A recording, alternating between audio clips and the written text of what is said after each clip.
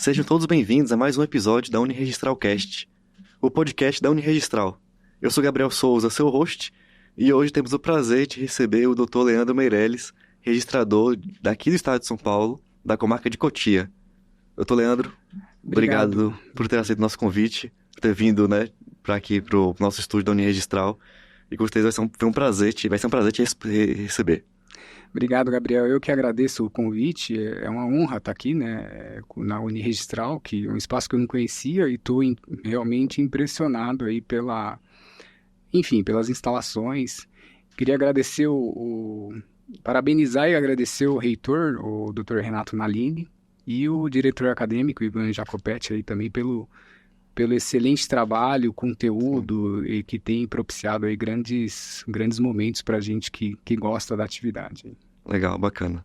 Leandro, vou tirar o doutor, já Por favor. após as apresentações. Por favor. Leandro, você consegue falar com a gente um pouquinho, assim, da sua história de vida, do seu momento na faculdade, pós-faculdade? Como foi que você chegou aqui como registrador de São Paulo?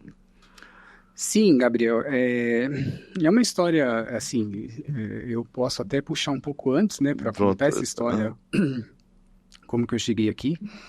Eu tive, desde muito cedo, eu sempre fui uma criança, um adolescente já eu sempre tive muita responsabilidade. Meu pai tem ali tinha um comércio, um pequeno comércio, e eu trabalhava desde muito cedo com ele ali. Quando eu tinha 10, 11 anos, eu já trabalhava com meu pai, e não foi nada que ele exigia, era um impulso próprio, eu gostava, eu ficava ali trabalhando com ele na loja, e na época eu tinha ali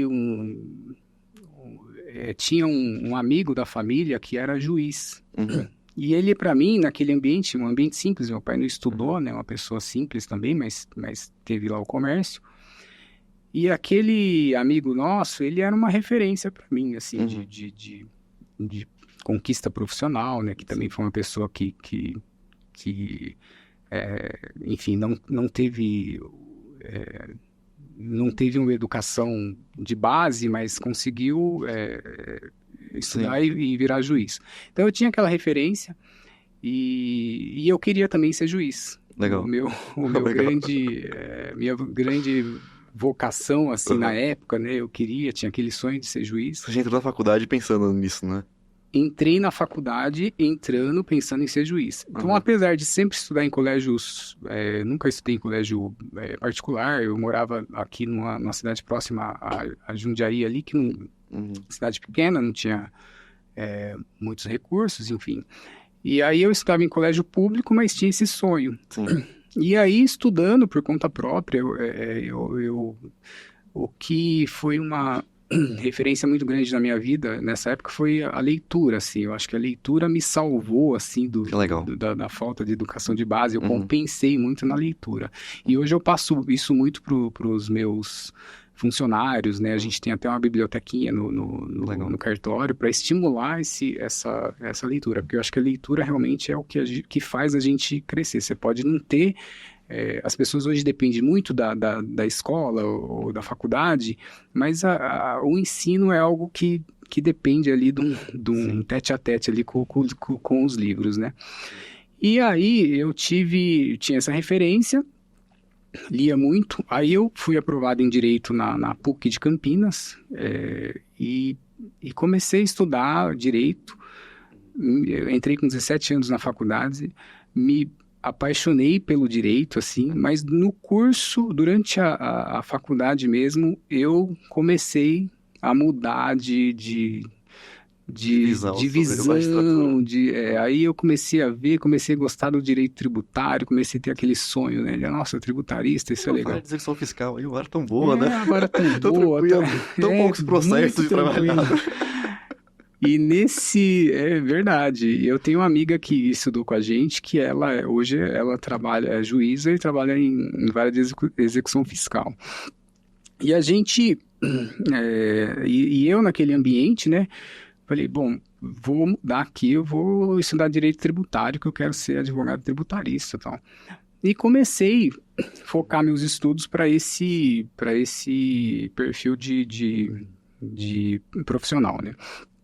E ali eu fiz um curso técnico de contabilidade na época, junto com a faculdade, e fui ali direcionando, me formei e virei trainee da EY. Antes era Ernst Young, hoje é o EY, né? Legal. Virei trainee. Durante o tempo que eu trabalhei na EY, que foram 5 anos, eu quase cheguei ao cargo de gerente, mas antes eu saí, né? Mas nesse período eu acabei fazendo uma faculdade de contábeis e praticamente eu esqueci do direito, porque não deu mais tempo de estudar. Eu só trabalhava, um trabalho bem dinâmico. Era mais a parte de auditoria, né? Sim, era mais, a gente trabalhava na parte de consultoria tributária, então era muito trabalho de campo, né? Mas era muito prático, né? Era uma análise do direito tributário bem aplicado, mas sob a ótica contábil. Então a gente analisava muito balanço, para analisar provisões, para analisar, né, aquela questão do tratamento fiscal, do IR, enfim, toda aquela questão. Mas foi uma experiência muito rica na minha vida profissional, né? Aprendi muito. E depois eu saí da UI, fui trabalhar como advogado tributarista, mas não como advogado de campo, era mais para assessorar mesmo a diretoria em uma multinacional na região de São Bernardo do Campo. E ali eu fiquei por quase 2 anos. E nesse período eu acabei... Eu estava numa fase da minha vida profissional que eu já não estava tão motivado mais. Aquilo estava, poxa, não estava fazendo sentido para mim. Eu já estava com a fase de 28 anos, mais ou menos. Não estava fazendo tanto sentido. E eu resolvi começar a pensar em outras coisas, né? E nesse processo, Gabriel, foi interessante porque um dia eu cheguei em casa da empresa e... Poxa, eu preciso fazer, né? Tô quase chegando aos 30 anos, eu preciso definir. Sabe quando você não tem ainda a carreira sua definida? Eu tô meio perdido, eu preciso me achar aqui, né? E aí, deixa eu ver o que tem de concurso. E eu nunca gostei muito de concurso, eu tinha mudado a cabeça, sabe? Eu não queria mais ser juiz, eu tinha mais uma mente mais empreendedora, né? Exato. E aí, quando eu abri o caderno, assim, uma página lá, o site de concursos, isso era uma quinta-feira. Esse dia foi muito interessante, porque foi praticamente uma mudança na minha vida, assim. Eu vi que estava abertas as inscrições para o 5º concurso de cartório de São Paulo. Isso era uma quinta-feira. Na sexta era o último dia de inscrição. E naquele momento foi muito emocionante, porque eu fiquei muito emocionado. Na hora que eu vi aquilo, eu fui tomado por uma emoção muito grande, assim, eu falei... Nossa, é isso, porque eu sempre achei o concurso de cartório muito interessante, não acreditava muito, mas... Você tinha contato no advogado tributário? Não tinha, mas desde a faculdade eu já via, né, mas sabe quando você não acredita? Fala, era muito distante, né? Eu lembro que nas aulas de reais, quando falava, né, o professor falava, né, de registro de imóveis, falava que você precisava registrar... Até a própria aula, quando é algo meio distante, né, o registrar a escritura pública e tal... Você ficava perguntando assim, mas como é que funciona isso? A gente não tem esse contato. Na própria faculdade.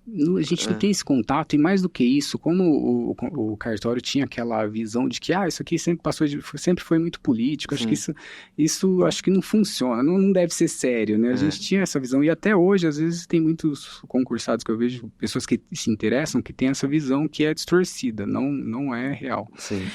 E até naquela época já tinha uma colega de faculdade que tinha passado no concurso, então aquilo se tornou um pouco factível, né? Sim. E naquele dia que eu olhei aquela inscrição aberta, eu tive uma motivação muito grande ali, né?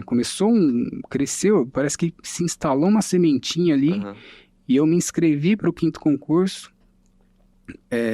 e comecei a estudar imediatamente, assim, fiz a inscrição, né, no último dia, paguei e tal, imediatamente comecei a estudar para o concurso. E, curiosamente, eu trabalhando, eu consegui aprovação para o registro de imóveis no 5º concurso de cartório. Assim, aí você já fez a inscrição dos 3? Eu fiz dos 3, eu passei nos 3 grupos, ou 2 ou 3, eu não me recordo. e consegui aprovação no registro de imóveis, estudando assim. E como foi essa rotina?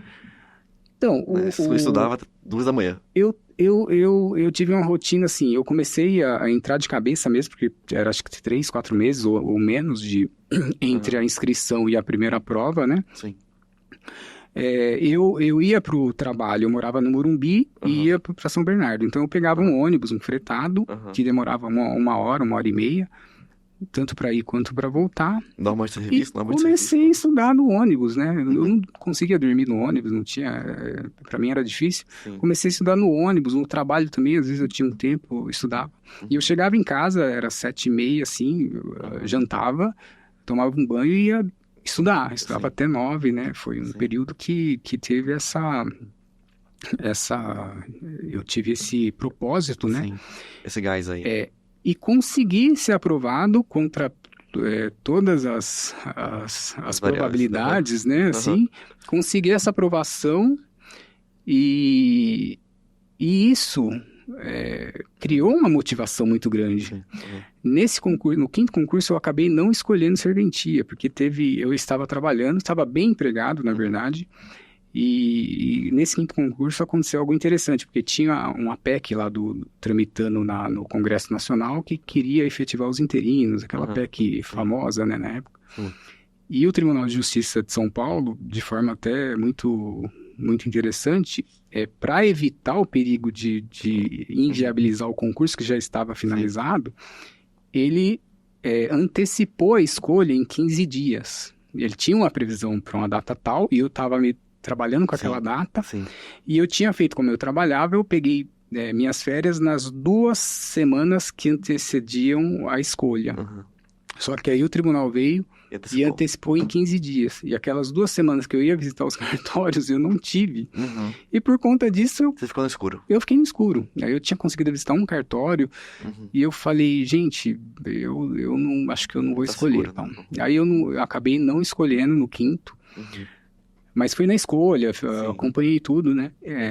Mas isso, embora eu não tenha escolhido, o fato de ter passado me deu muita motivação para os próximos concursos.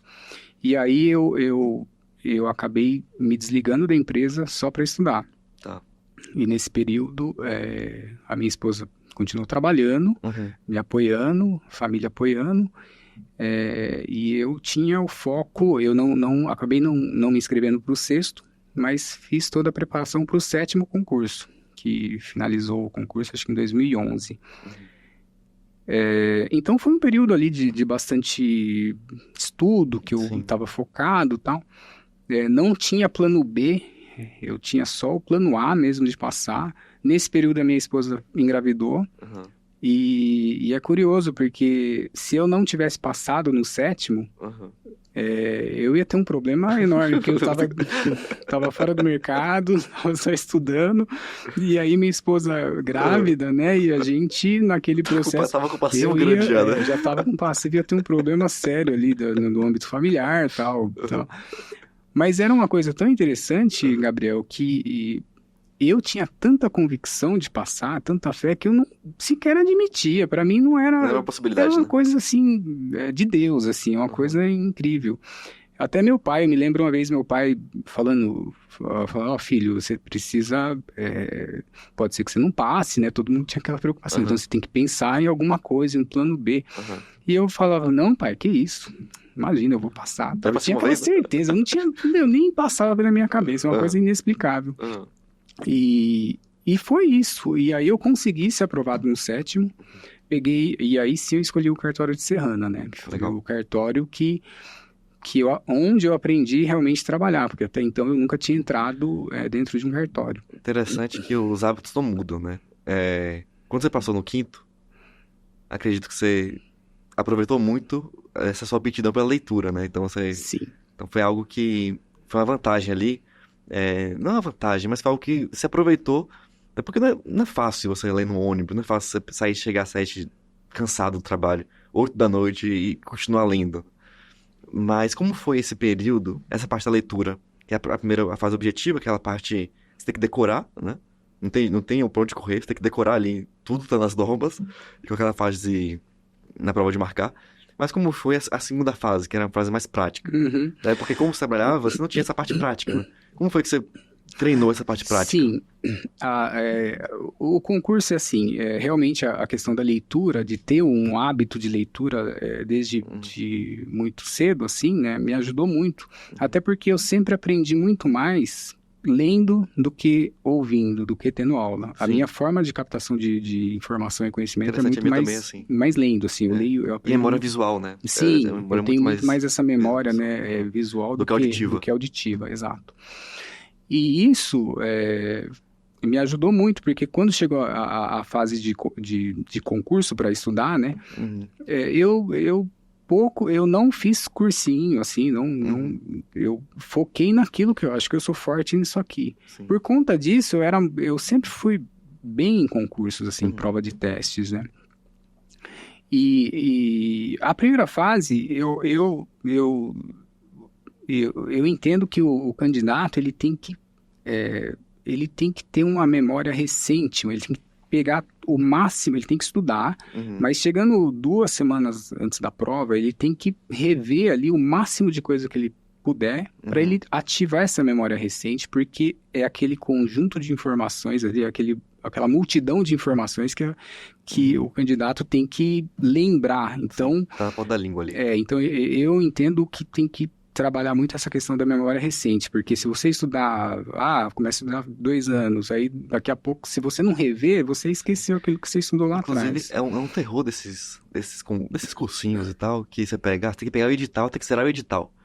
Eu acho que vira um terror na cabeça do candidato, você tem que zerar o edital, que quando você para pra pensar em revisar, você fala, não vou revisar, porque eu não vou zerar o edital. Sim. Né? Você não revisa, você começa a fazer aquele estudo ali que você não lembra mais do que estudou, e aí você... Só pra ter ali a felicidade ali de estar todo o edital ticado, só que no final você não lembra, né? Exato.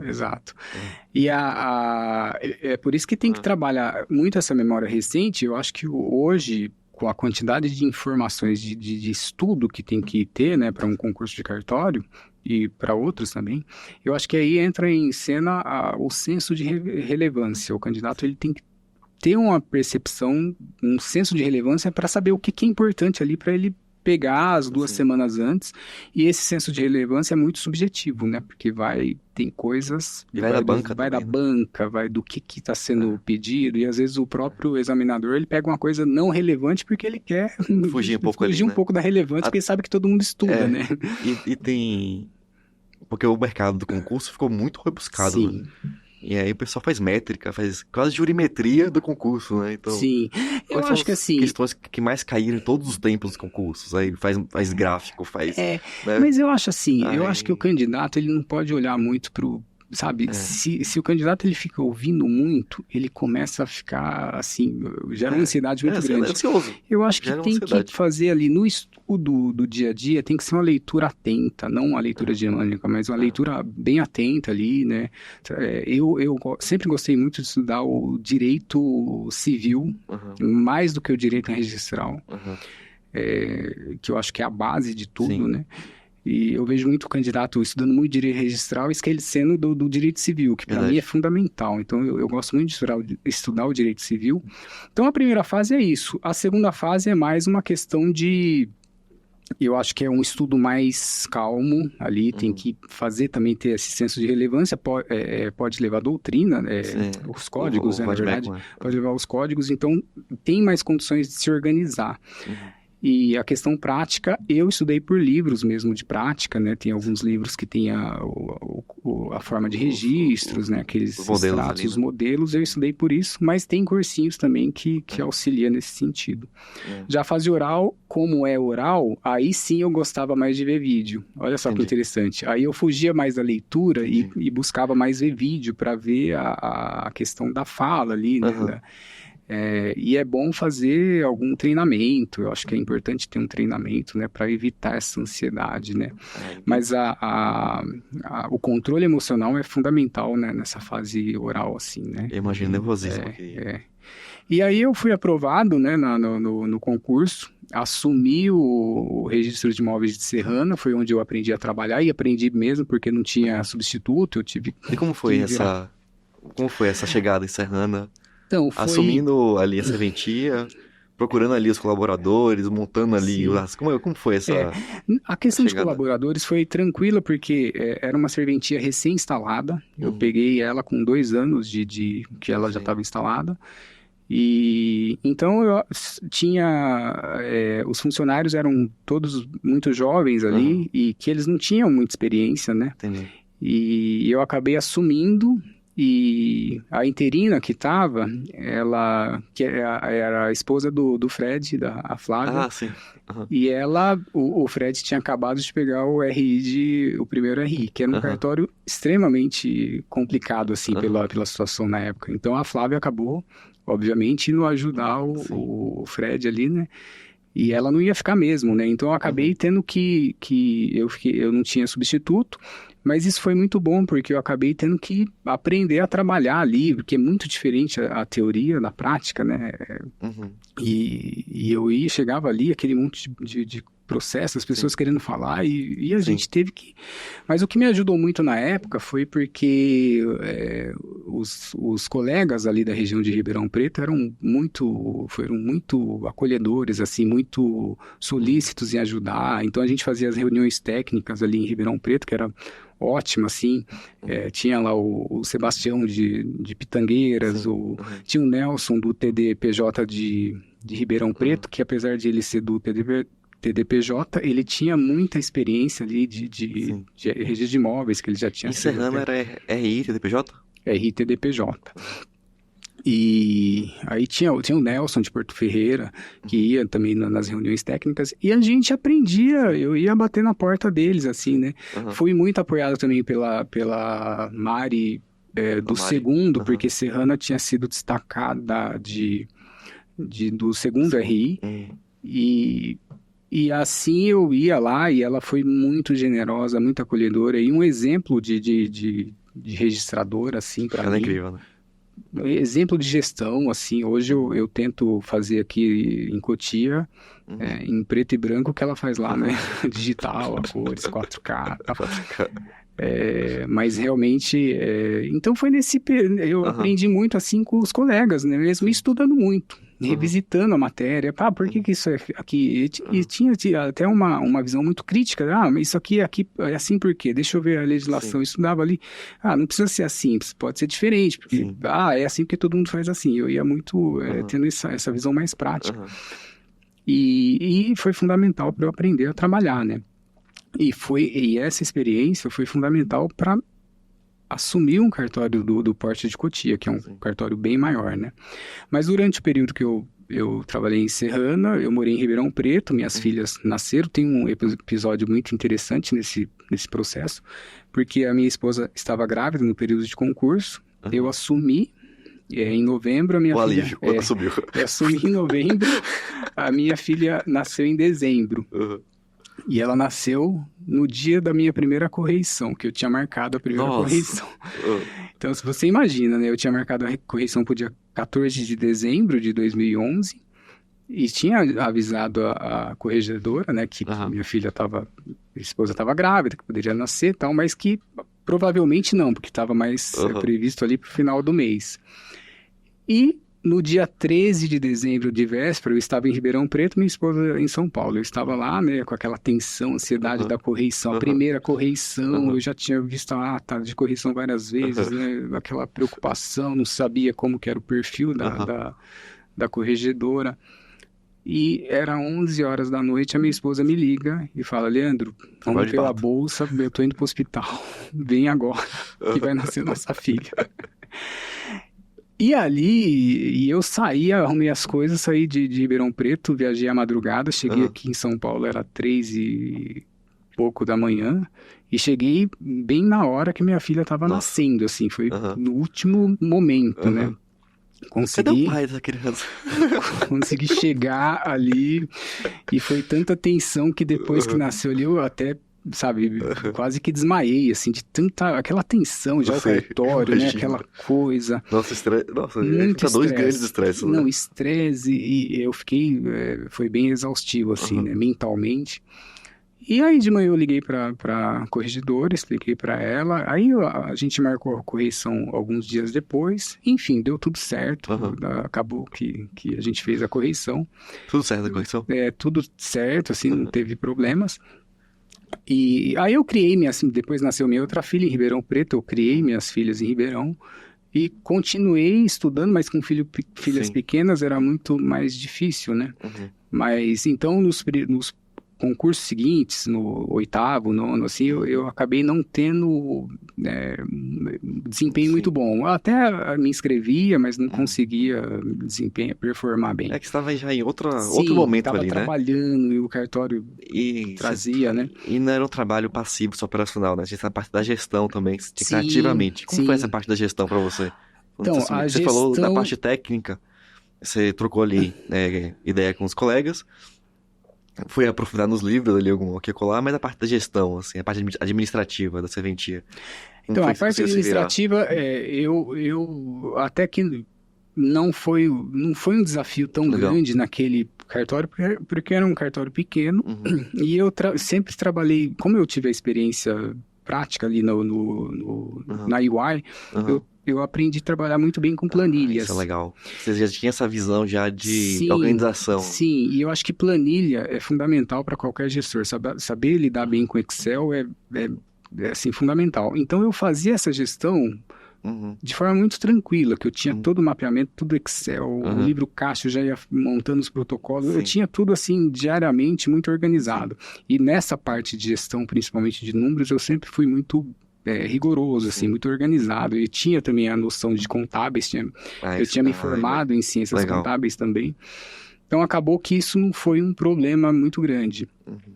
A gestão de pessoas, eu tinha poucos funcionários, então não era nem um parâmetro na época, mas eu era uma pessoa, eu sempre procurava entender o funcionário, o lado dele ali, e a gente trabalhava muito bem, não tinha problemas, eu tinha funcionários excelentes, assim. Não foi um outro estresse, né? Não foi.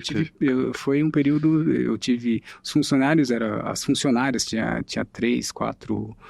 escreventes, assim, né, eram muito dedicadas, eram do local, né, então a gente se entendia muito bem. Nesse período, aí, o 10º concurso que eu comecei a estudar para valer, né, pro 10º. Eu estudei muito pro 10º, não performei bem, não fui aprovado, mas fiquei muito frustrado no 10º. Foi uma frustração muito grande. No 10º, como foi que você conseguiu? 9º, eu não me recordo se eu peguei no 10º, eu posso estar confundindo aí o número do concurso. Mas eu acredito que, se não foi, eu não sei se Cotia eu peguei no 10º ou no 11º, acho que Cotia eu peguei no 11º, acredito. Então, foi um antes de eu pegar Cotia, assim, eu não performei bem e fiquei muito frustrado. E eu tinha falado, poxa, eu acho que eu vou prestar mais um e se não der, não vou prestar mais. Eu já estava com essa cabeça, assim, né? Tanto que o concurso que eu fui aprovado agora em Cotia, eu estava mais tranquilo, assim, não me preocupei tanto. Na véspera quando saiu o resultado, o edital para chamamento para a segunda fase, eu estava em Orlando com as crianças, estava na Disney, lá, sabe? Estava com a cabeça em outro lugar. E quando saiu, eu falei, poxa, eu vou voltar no dia tal, eu vou ter só uma semana para estudar pro concurso. E, na verdade, eu estava inscrito em mais de um grupo, então eu ia ter provas nas 2 semanas seguintes e ainda tinha uma monografia para defender no curso de especialização que eu estava fazendo. Enfim, aí eu voltei e comecei a estudar. Tive uma semana para estudar e... Você com suas coisas, né? Curiosamente, foi a maior nota que eu obtive, o melhor aproveitamento que eu tive no RI, assim, no concurso do grupo de RI, que eu fiquei, acho que, em 4º lugar. Aproveitou a Disney, fez uma boa prova. Então, assim, o momento chega, sabe? A gente fica com tanta ansiedade, mas a gente tem que ter calma, né? Acho que é o principal segredo. E aí, com o resultado da segunda fase, eu tive uma motivação muito grande, né, ali para buscar, aqui eu preciso estudar bem para fase oral e tal. Enfim, foi um concurso bastante tumultuado também, muito disputado, teve briga, foi pro CNJ e suspendiu o concurso. Isso também causa muita ansiedade, né, no candidato, que é típico de concurso de cartório, tem muito isso, né? E aí, isso acabou demorando um pouco mais o concurso, mas no final deu tudo certo, eu consegui assumir o registro de imóveis de Cotia, que era uma serventia bastante... Aí sim eu tive um desafio grande, assim, na questão de gestão de pessoas, porque era muito maior o cartório, né? Mas a gente tem ido bem aí na gestão de pessoas e fazer gestão de pessoas é curioso, porque gestão de pessoas se confunde muito com a gestão do próprio negócio, assim. Então, saber fazer essa gestão bem feita é fundamental para que as coisas, para que a engrenagem bem, né? Funcione bem. E Cotia, acho que tinha quantos funcionários quando chegou? Em Cotia eu tinha, acho que tinha... A gente começou com 38, 40, tinha 51, mas eu acabei não recepcionando alguns, tinha 38 mais ou menos. Foi um salto bem significativo ali. Só que a gente foi aumentando ao longo dos anos pela necessidade, até porque o cartório tinha muito passivo, assim, de acervo, muita coisa para arrumar. Hoje a gente tem quase 70 funcionários, que está com 70. Nossa. Então e fazer essa gestão é muito interessante, porque a gente tem que mudar também toda uma cultura. Tinha uma cultura que precisava ser trabalhada, né? E a gente implantou uma cultura e conseguiu, e temos conseguido ir muito bem, assim, no trabalho, né? A gente tem uma equipe muito boa, um pessoal muito dedicado, que entendeu os passos da gestão, né? Então, eles estão... Eu sempre parabenizo eles, assim, porque se o cartório hoje vai bem é por conta deles, assim, os funcionários realmente... Legal. Quando fruto do esforço, né? De criar ali a cultura adequada, de criar ali um ambiente adequado para os colaboradores sentirem a vontade ali também de trabalhar e de crescer junto. Sim, é uma equipe, com a né? equipe, a gente é um time, né? Se o time ele entende, né, confia... propósito, valores. Exato, ele acaba vestindo a camisa e a gente tem trabalhado muito bem nisso, né? Legal. E em Cotia, imagino que os desafios, por ser uma cidade maior, também, assim, tinham outras cargas de desafios, né? Como foi esse relacionamento com a cidade, né? Chegando na cidade, como foi que você foi recepcionado? Tipo, o registrador novo. Aí tinha... Já imagino que é uma cidade maior, então tem ali mais várias ali vários magistrados ali para se relacionar. Câmara, prefeitura. Como foi esse relacionamento aqui com a população, enfim. Como foi esse relacionamento com as pessoas da cidade? Cotia, eu assumi Cotia, e Cotia era um desafio muito grande, assim, porque tinha um passado, né, complicado, teve intervenção, teve alguns problemas, né? E era um cartório que realmente demandaria, assim, um esforço, né? E a gente trabalhou muito nesse início. E um dos principais objetivos era a mudança de local, porque o prédio onde ele estava instalado era um prédio muito ruim, as instalações muito precárias, assim, né? Muito, até perigoso, assim, em termos de segurança. Quando eu cheguei, eu tive a sorte de Cotia ter um registrador civil que foi muito hospitaleiro, que me acolheu, assim, uma pessoa que eu tenho muito carinho, que é o Fiscarelli, o Gustavo Fiscarelli. Sim, maravilhoso. E ele me acolheu, me ajudou muito ali, me dando várias dicas, a gente foi no fórum junto ali, pessoa muito bacana e que hoje se tornou um amigo, né? E então eu fiquei à vontade, né, ali, né, com essa recepção do Fiscarelli. E com a prefeitura, logo fiz contato com o secretário da Fazenda ali, que virou amigo nosso, assim, a gente sempre tá junto e tal. Então não tive problema, assim, né? Eu tive um certo problema porque quando eu fui mudar o cartório de local... a população estranhou um pouco, porque eu saí do centro e acabei indo para um local um pouco mais distante, que é o shopping ali na Grande Aviana.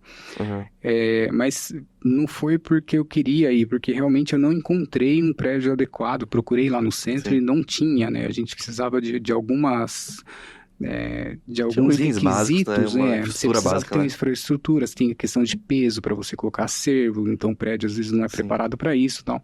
Então eu não encontrei, então eu acabei encontrando num lugar muito acessível, aliás, porque fica na Raposo Tavares, mas um pouco mais distante. Então isso gerou um certo atrito até com a Câmara dos Vereadores, algum vereador e tal. Teve, mas... e aí eu tive que fazer as defesas, as respostas ali, ofícios que vinha, né, perguntando, aquele questionamento e tal. Então no começo teve uma certa... Engraçado, porque quando a gente estuda, tem lá no 236, né, da Constituição, que os cartórios serão fiscalizados pelo Poder Judiciário, né?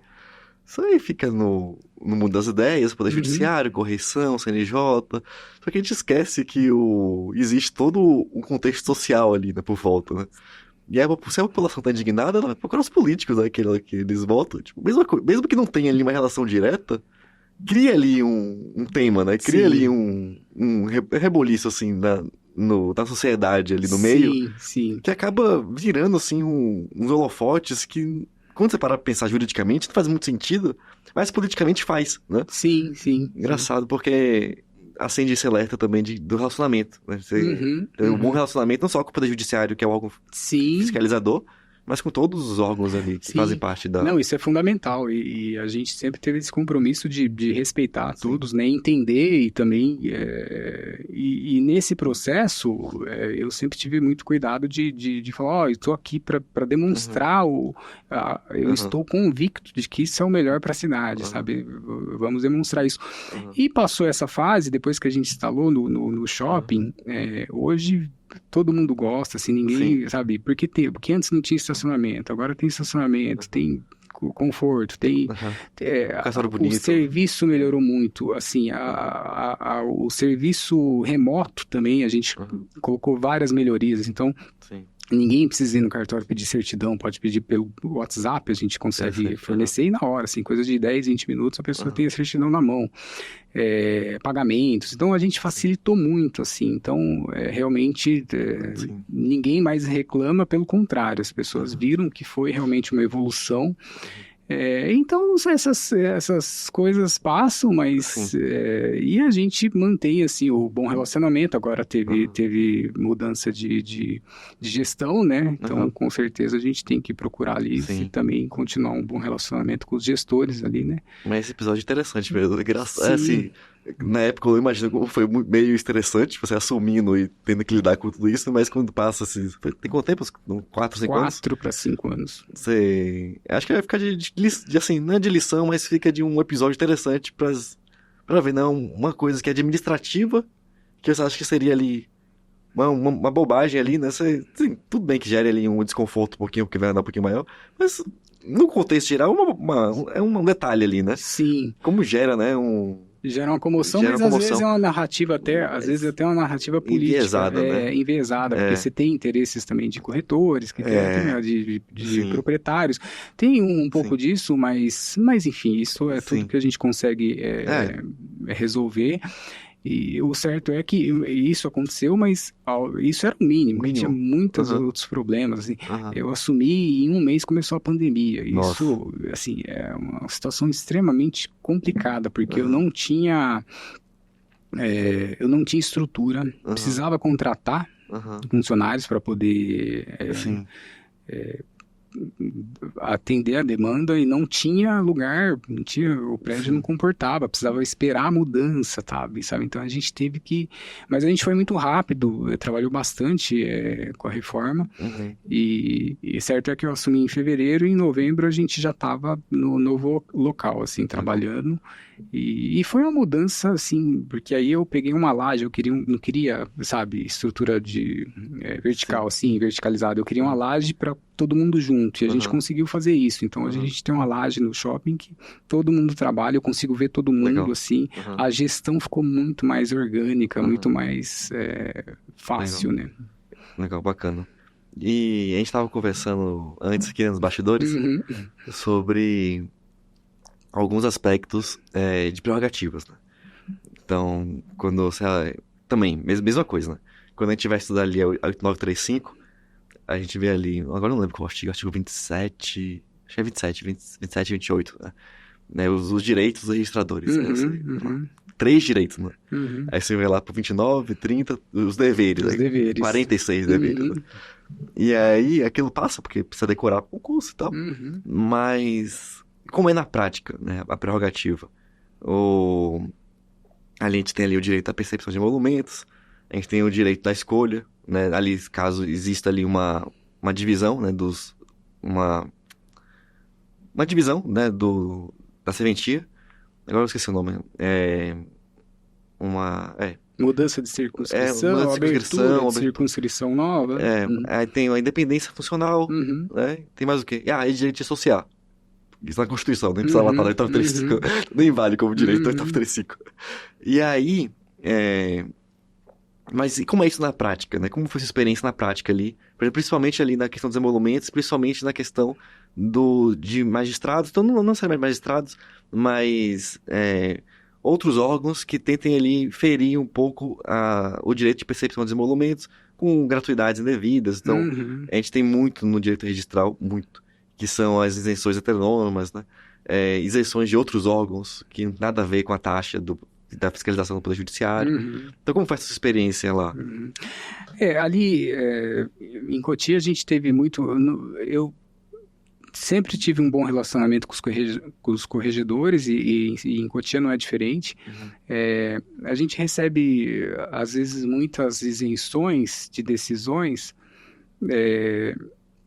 Quando a isenção ela tem um fundamento legal correto, né? Ou seja, que é a gratuidade ali, né? Não há o que se discutir, é mérito, né? A gente não entra... A gratuidade para a parte ainda. Exato. Para a parte que recebeu a gratuidade. Eu tive um caso muito interessante que a pessoa teve gratuidade, mas ela tinha um patrimônio muito grande. E nesse caso... eu dialoguei com a parte para falar, olha, você foi agraciado aqui com a gratuidade, fazia sentido naquela época, agora não faz mais, né, por uma circunstância específica. Sim. Então, nós entendemos que os emolumentos aqui são devidos, mas a parte insistiu na gratuidade, falou, não, eu tenho direito, e a gente acabou registrando de graça e depois entrando com ação judicial de cobrança. Entendi. E a gente conseguiu ganhar de forma muito fácil, muito porque a pessoa nem contestou, porque era tão absurdo o caso, assim, que não teve o que falar. A pessoa foi lá e pagou. Aí você entrou no juizado?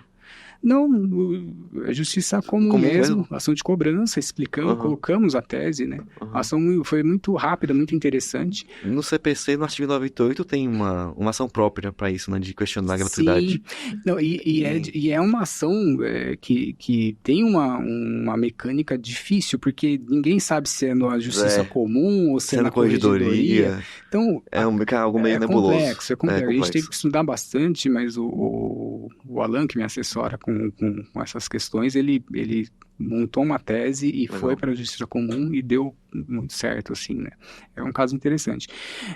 Agora, compartilha com a gente depois esse caso. Depois eu compartilho contigo, é bem, bem interessante mesmo. E a gente teve, agora, as outras isenções que não têm fundamento legal, que a gente recebe muito, gratuidade porque em função da arrematação, gratuidade porque pro devedor, mas a gratuidade era do credor, ou seja, a gente tem trabalhado muito com... Gratuidade da CENIB, né? Aparece muito para CENIB, convênio CENIB. Convênio CENIB. Então, o que a gente faz? A gente tem tido um diálogo muito ativo ali, institucional, ou seja, nada conversado, mas através de uma nota devolutiva bem fundamentada, dirigida ao juiz, né? Ofício, fundamentando, esclarecendo, de forma muito respeitosa. E, felizmente, os juízes têm entendido a questão, a maioria tem compreendido bem a questão e eles imediatamente já revogam já reconsideram o despacho ali, a decisão e já tira a isenção, né? Então, quando tem um caso ou outro, eu tive um caso, né, que vocês até nos ajudaram, que o juiz realmente, mesmo a gente conversando assim, né, fazendo ele não voltou atrás, falou, não, o reclamante tem isenção, então registra de forma gratuita. E aí a gente entrou com a medida judicial, que também foi muito rápida, deu certo, né? Então, a gente tem trabalhado dessa forma, mas eu acho que esse diálogo, essa conversa com os juízes, né, de forma institucional, muito respeitosa, é fundamental, porque eles mesmo, eles entendem que tem uma gratuidade, então precisa trabalhar ali para eles entenderem que não é caso de gratuidade. Né? É interessante que nessa PDP, a gente, a comissão tem tido muito sucesso realmente nesses ofícios. Né? E em certos casos, a gente nem chama muito de nota devolutiva, a gente acaba botando ofício ali para não ter um caráter do tipo, você está devolvendo minha ordem e tal, isso já cria já uma barreira, né? E realmente esse diálogo institucional surte um grande efeito, porque muitas das vezes nem é o próprio juiz que dá a ordem, né? Às vezes é alguém ali da vara, né? Um secretário que acaba soltando porque é um modelo padrão. Então, quando o juiz recebe, fala, calma, se o registrador está me devolvendo, deve ter alguma coisa. E aí analisa, realmente acaba voltando atrás e tem tido muito efeito. O único cuidado, né, que a gente tem tido é com o prazo da unidade de segurança. Porque o prazo decadencial de 120 dias começa a contar da primeira ordem. Entendi. Entendeu? Então, se tiver a primeira ordem, soltar o ofício, e aí nesse meio tempo, o juiz acabar, enfim, uma vara com muitos processos, né? Acabar passando um pouco do prazo de 120 dias e tiver uma segunda ordem, mantendo a primeira, aí já perdeu o prazo da unidade de segurança. Então, acho que é só interessante... Eu não sabia disso. É interessante. Mandou o ofício, mandou a nota, né? Tá vendo ali que o prazo do MS tá acabando, a gente entra com o MS. Né? Então, porque isso virou uma jurisprudência defensiva no TST. Né? Quando a gente... Os TRTs nem chegavam. É uma OJ TST. Essa questão do mandato de segurança, o prazo ser da primeira ordem que falou sobre o fundamento. Né? E aí o TST vinha e trouxe um caso específico. Trouxe essa OJ e aí não recebia, extinguia. E a gente começou a prestar atenção agora, nesse prazo da primeira ordem. Né? Isso é interessante, assim, pra gente pontuar. É curioso, essa questão da gratuidade, eu não sabia disso, é bom saber, vou me atentar a isso. Mas é muito interessante a gente ficar atento a essa questão de gratuidade, porque muitas vezes, você falou bem, que é o servidor que faz o despacho ali, e eu já vi muitos casos de gratuidade dada de forma equivocada, sabe? Copia e cola de um despacho. Quando eu estava encerrando, eu tinha mais condições de ir até o juiz, e eu ia. Quando eu vi uma situação muito discrepante, eu ia conversar lá com o servidor, com o juiz, e eu tive bons resultados, assim, porque eles viam, não, esse caso não tem nada a ver. Aí a gente ia ver que a parte nem tinha solicitado justiça gratuita, aí o despacho já vinha com justiça gratuita, ou aquele carimbão na capa, né? Hoje é mais fácil de ver isso, porque hoje a maioria dos processos são digitais, a gente consegue entrar e ver.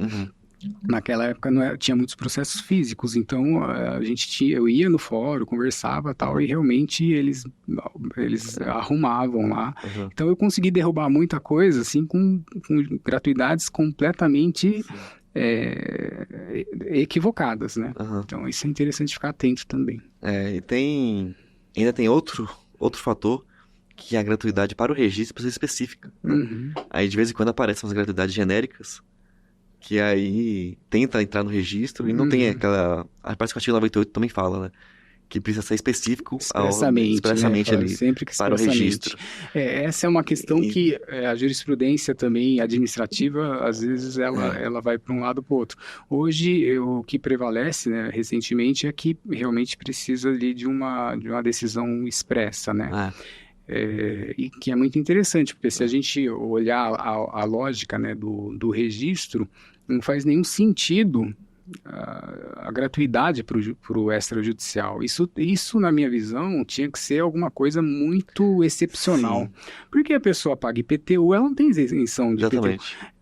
São coisas relacionadas à própria responsabilidade como cidadão para cuidar do imóvel. Né? Então, isso vai criando, eu vejo com muita cautela essa questão de gratuidades e principalmente na REURB, por exemplo, a gente faz, né, tudo gratuito, ok, mas eu acho um certo populismo até com essa questão, porque você vai criando, você vai tendo um desvio de cidadania ali, porque a pessoa ela deixa de pagar o registro, mas ela joga bet, ela compra um celular de última hora, ou seja... Sim. E ali é uma questão que precisa ser cuidada. Então, o que eu penso que poderia ser feito é, ok... vamos criar então uma tabela específica mais barata, né, para as pessoas. Até a REURB, se realmente saísse o fundo da compensação da REURB, seria já um adianto, né? Sim. Mas o fundo não sai. Mas não sai. A gratuidade também tem um fundo específico, também não sai, né? Tem um fundo específico, então assim, e aí você vê também a questão de ter um certo cuidado com uma isenção para um imóvel. Ora, não existe isenção de IPTU? É difícil. ITBI, você tem condomínio, sabe? São coisas relativas ao imóvel. E o registro de imóveis, as serventes extrajudiciais, elas não têm, elas dependem dos emolumentos ali para se custear, né? Então, o próprio... Se tivesse, desculpa te interromper. Não, se tivesse uma isenção para a taxa, né? Ali o repasse poderia até fazer um sentido, né? Aquele repasse é do Poder Judiciário, a grande parte, na maioria. Então você está isentando uma parcela ali do desenvolvimento, então acaba ficando mais ali em conta, ali, entre aspas, né? No final. Mas, realmente, se fazer aquela isenção completa de uma taxa que é do Estado, né? Que às vezes, por exemplo, um juiz federal não tem nada a ver com o Estado, por exemplo. Um juiz trabalhista não tem nada a ver com o Estado, né? E a taxa é do Estado, né? Fiscalização do Estado. Então tem ali uma questão ali também bem sensível de tributário, né? Seria uma solução muito interessante porque, veja, você deixaria pelo menos incólume a parcela para o custeio da atividade. Sim. Né? Para o custeio próprio, e poderia até ter algum benefício, além da isenção das taxas, da parcela das taxas, ter até uma redução ali em razão do caráter social, tal, como existem algumas tabelas específicas aqui em São Paulo, né? Isso já seria muito interessante, porque traria uma responsabilidade do cidadão de ter ali e ainda mais hoje que os emolumentos podem ser parcelados, né? A gente tem toda essa questão. Porque a REURB, apesar de todo o incentivo institucional que se faz com a REURB, eu tenho uma certa cautela com relação a isso, porque o que eu vejo é que isso pode criar um desvio ali de as pessoas estar sempre deixando, vamos deixar para depois, porque sempre vai vir uma anistia, e aí vai trazendo, e eu vejo muito abuso nesse sentido. Sim, eu acho que a questão da REURB, eu até entendo, assim, a propedêutica de ter uma isenção da REURB, justamente porque se tivesse uma cobrança, você poderia ali inibir a própria regularização. Né? Então, vamos querer regularizar. Porque a grande parte, assim, a grande maioria, ter o título de matrícula ou não, tanto faz. A grande maioria. Claro que tem pessoas ali que querem ter o registro, querem ter tudo certinho, mas muita gente também não quer. Então, se tivesse ali uma cobrança, acho que ele ia inviabilizar o próprio sentido ali de regularizar aquele núcleo urbano informal ali. Mas aí o legislador pensou bem em fazer um fundo de compensação justamente para tentar ali realmente fazer esse contrapeso, né? Porque uma REURB é muito trabalhosa. Né? Sim. Uma REURB, assim, de um núcleo grande, assim, imagina como deve dedicar um grande tempo do cartório ali para ali a qualificação da CRF, a qualificação de todos os a qualificação subjetiva, né, de cada proprietário ali. Acho que hoje tem que ter uma parceria muito grande com a prefeitura, né? Tem, e o que a gente vê aí é que, na verdade, se as coisas correrem direitinho, até tranquilo, aqui a gente vê muito abuso mesmo, realmente. A gente vê casos de muito abusivos, né?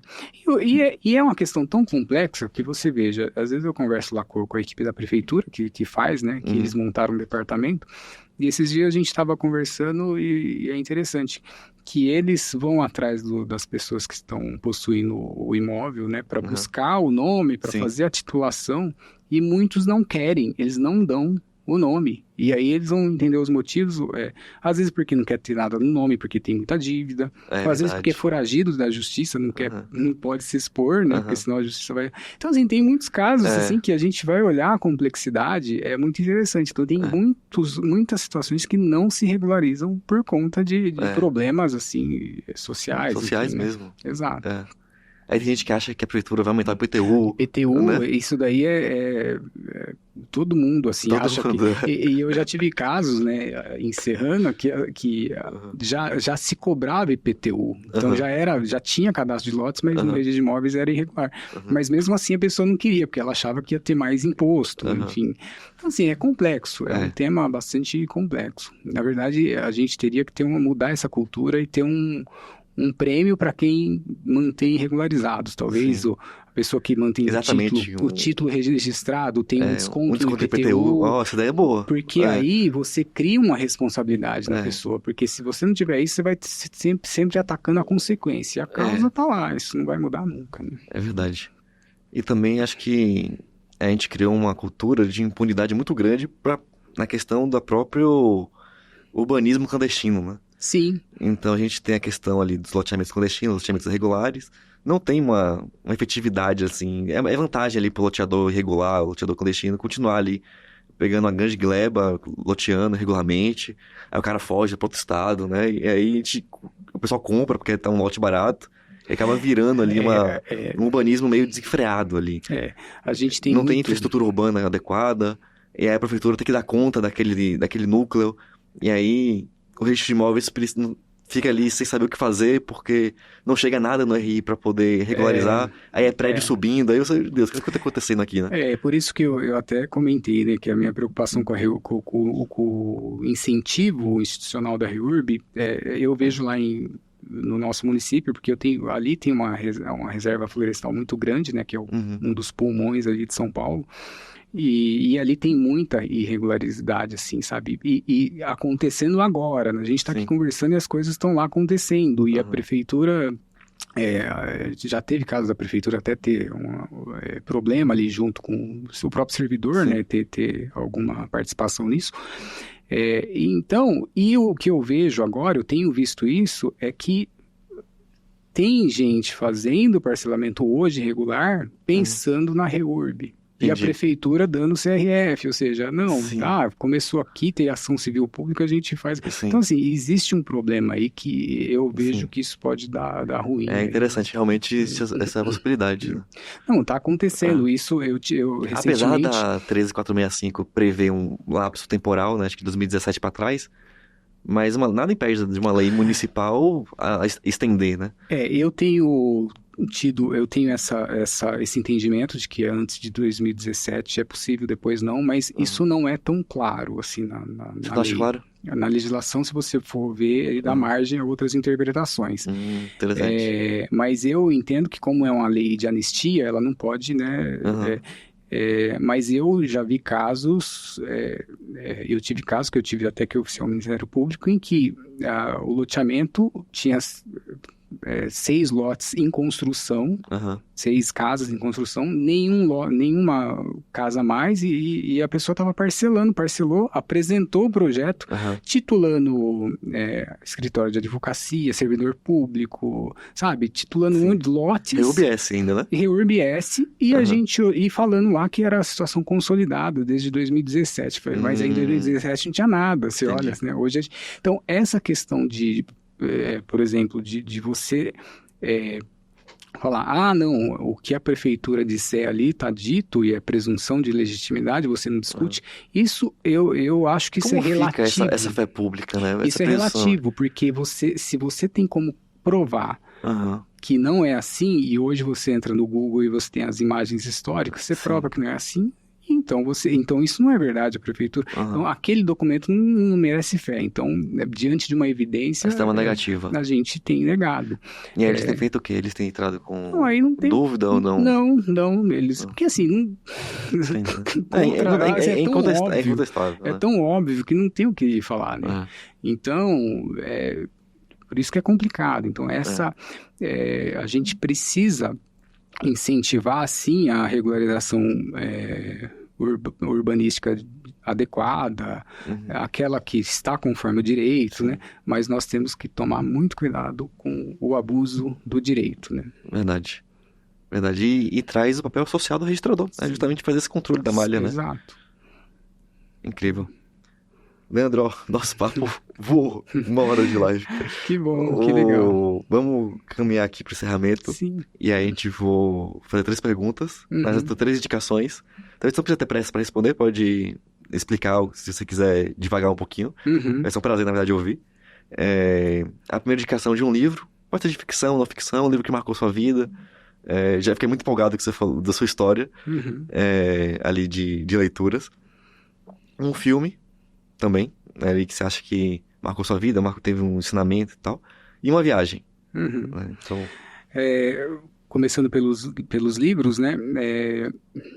Um livro que eu sugeri, que eu li recentemente, que eu gostei muito, que é um livro chamado Dívida, de David Graeber, não sei se você conhece, de um antropólogo. Eu até tirei foto desse livro. É um livro incrível, terminei recentemente, que é um livro que ele passa pela história, analisando a história humana, assim, sob a ótica da dívida, né? Do crédito e dívida. Crédito, da relação, de como isso gera é um instrumento de poder, de relação. E a gente aprende muito de economia, sobre dinheiro, sobre...